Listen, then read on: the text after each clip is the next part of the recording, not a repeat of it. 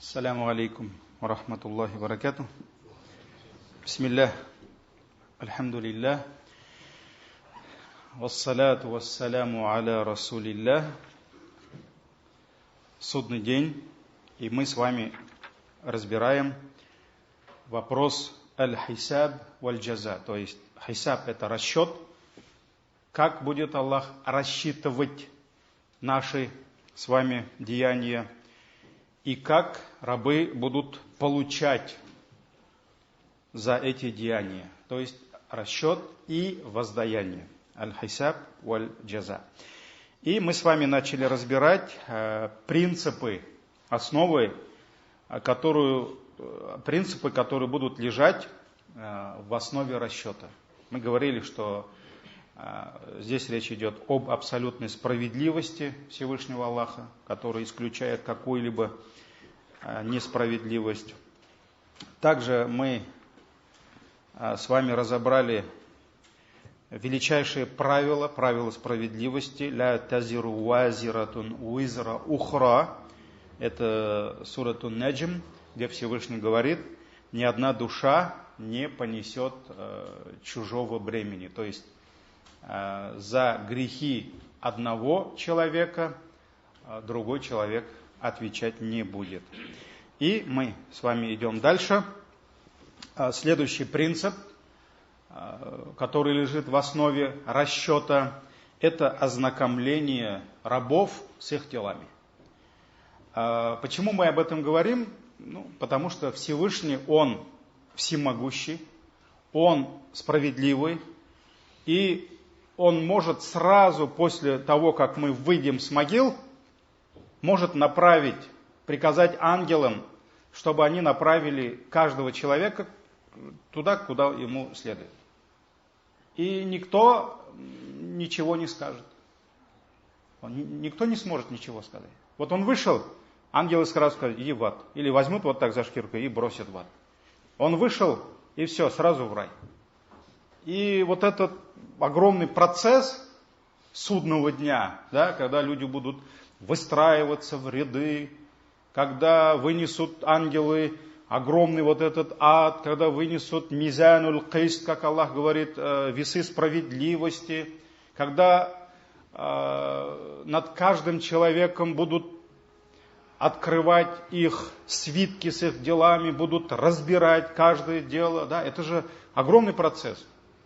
Поэтому даже тот аят, который говорит нам, что это будет проходить в течение скольких лет? 50 тысяч лет.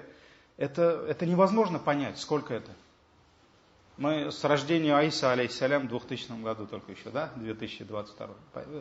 Поэтому это невозможно понять разумом, сколько это будет. Хотя мы с вами говорили, что для истинных верующих этот день, он пронесется просто как между двумя намазами. Между двумя намазами. Этот хадис тоже есть. И вот следующий принцип, почему Аллах Тааля вот этот устроит вот этот процесс, да, это ознакомление людей с их делами. То есть это также является одним из проявлений справедливости Всевышнего Аллаха, то, что Он каждому покажет его протокол, его личное дело. Чтобы никто не говорил: а мне даже не показали, что я там сделал такого. Мы же люди забываем. Мы забываем даже вот в отношениях мужа и жены, в отношениях наших семейных. Мы забываем. Вот мы что-то сказали и забыли. Да мы даже об этом и не подумали, но мы сказали. А жена обиделась. Там 2 дня дуются, ходят, и ты думаешь: что за это небогобоязненная такая? Я прихожу домой, она не улыбается. И потом, до тебя дошло там, может спросить у нее все-таки, что случилось, да? Мотором что случилось? Как что случилось? Ты же мне 2 дня назад вот такое слово. Да ладно. Понимаете, мы это все забываем. А ангелы все под протокол пишут. Поэтому в судный день, когда человек предстанет перед Аллахом, вполне возможно, что он много чего уже забыл там, что он там натворил. Так ведь? Поэтому, чтобы никто не задавался этим вопросом, да мне даже не показали, что я там сделал такого, за что меня. Каждый, это правило, которое установил Аллах. Каждый, кого будут кидать вот в эту бездну, в огонь, он будет восхвалять Аллаха за его справедливость. И каждый, он обязательно признает каждый свой грех. Поэтому Аллах будет спрашивать, вот этот грех ты признаешь? А вот ангелы здесь все. Ангелы здесь, все, видео, фиксация там, какая еще нужна? Все здесь. Вы что думаете, мы только на телефон умеем снимать? Ангелы давно это уже умеют, поэтому Аллах будет знакомить людей. Он покажет каждому своему рабу его и благие, и дурные дела, которые он совершил в этом мире. Даже Аллах покажет дурные дела, грехи его проявление несправедливости даже тем, которые будут в раю. Аллах прекрасно знает, что он простит его. Аллах всезнающий. И он ни одного дня, может быть, ни одного мгновения не проведет в аду. Он сразу пойдет в рай. Но Аллах даже такому покажет его дурные дела, чтобы тот признал милость Аллаха.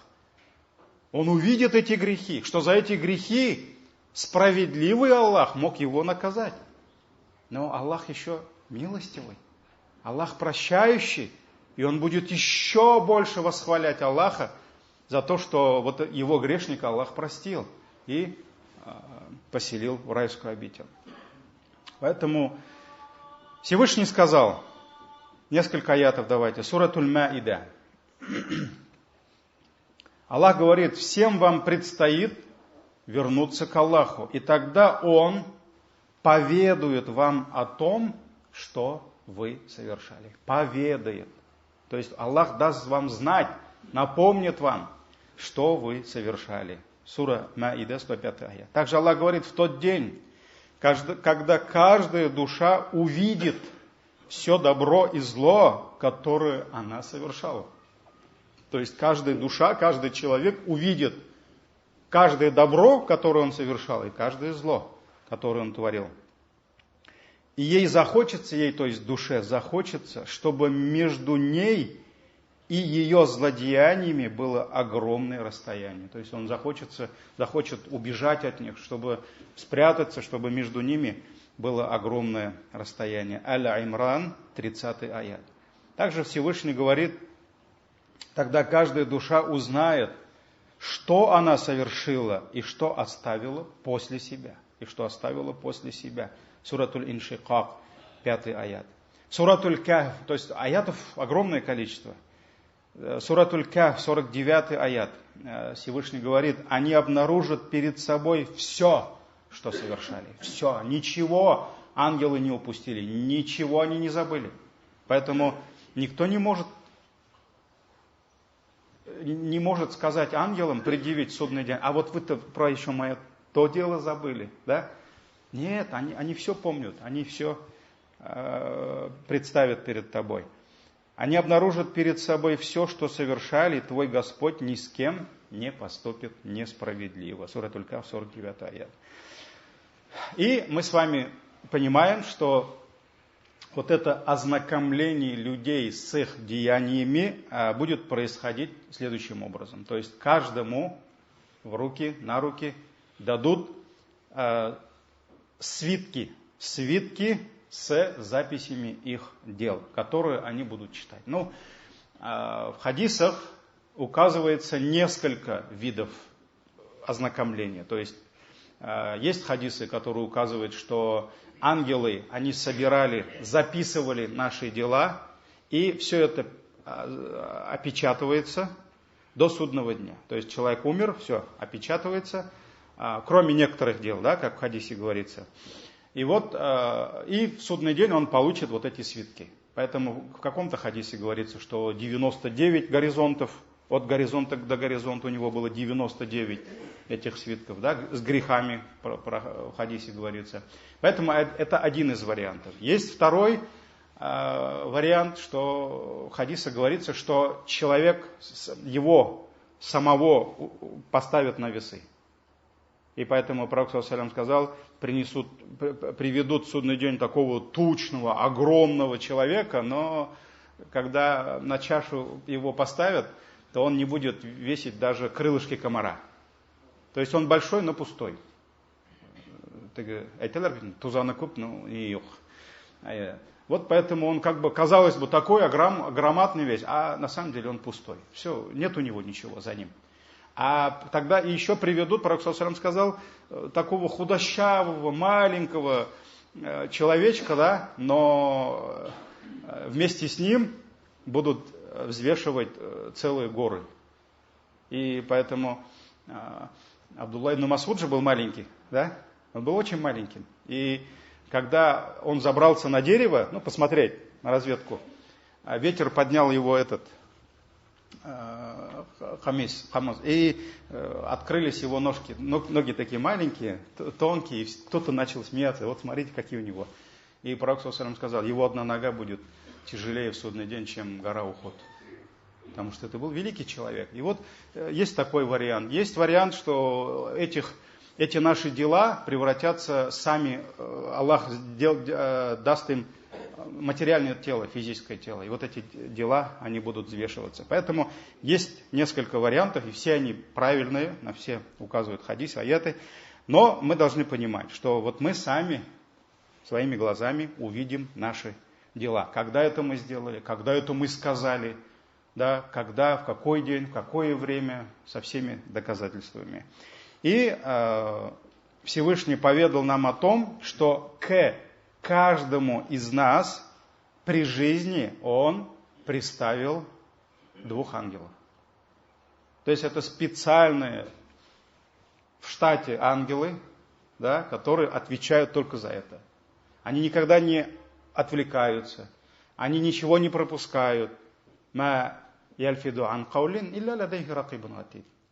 Аллах говорит, какое бы слово ни произнес человек, раб, да, то есть всегда на страже, внимательный, который ничего не пропускает, который не спит, не отвлекается, он уже готов записать это дело. Поэтому эти 2 ангела, они записывают все наши и благие, и дурные дела. И когда мы с вами умираем, эти свитки с нашими делами, они запечатываются и открываются в судный день.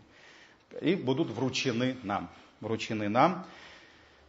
И каждому из нас будет сказано, читай свою книгу, и достаточно сегодня тебя самого против тебя же свидетеля. Поэтому есть аяты, которые говорят, что даже руки, ноги будут свидетельствовать против нас. Поэтому человек поверит в это.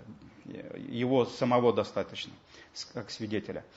Также Всевышний говорит, «Вакулля инсанин альзамнаху таираху фи унуки». Каждому человеку мы повесили на его шею его деяние.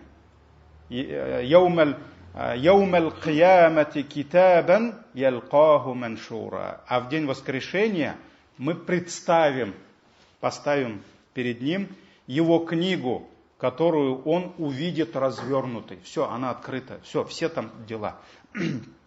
Икра китабак. И скажут ему, читай свою книгу. Вот возьми, вот твоя книга. Читай свою книгу. Кафа би нафсика лияума алейка хасиба. Сегодня достаточно того, что ты сам против себя будешь считать свои деяния. То есть достаточно. Аль-Исра 13-14 аяты. И в этой книге записываются все дела рабов без исключения. И великие, и малые. Поэтому Суратуль Кахф, 49 аят, Всевышний говорит, будет положена книга, и ты увидишь, как грешники будут трепетать от того, что в ней, они скажут, горе нам, что это за книга. В ней не упущен ни малый, ни великий грех, все подсчитано. Они обнаружат перед собой все, что совершили, и твой Господь ни с кем не поступит несправедливо. Поэтому Аллах каждому покажет, Аллах каждый увидит, каждый признает у него будут переспрашивать вот эти дела. Ты это совершал? Да, совершал. Вот ты это сделал? Да, сделал. Поэтому все увидят свои и благие, и дурные дела в судный день, и все признают справедливость Всевышнего Аллаха. А следующей темой будет, иншаллах, как Аллах будет увеличивать награду за благодеяние, в то время как наказание за дурные дела, оно останется неизменным. Субханакаллахума бихамдик, шхаду алла иляха илля анта, астагфирука ва атубу илейк.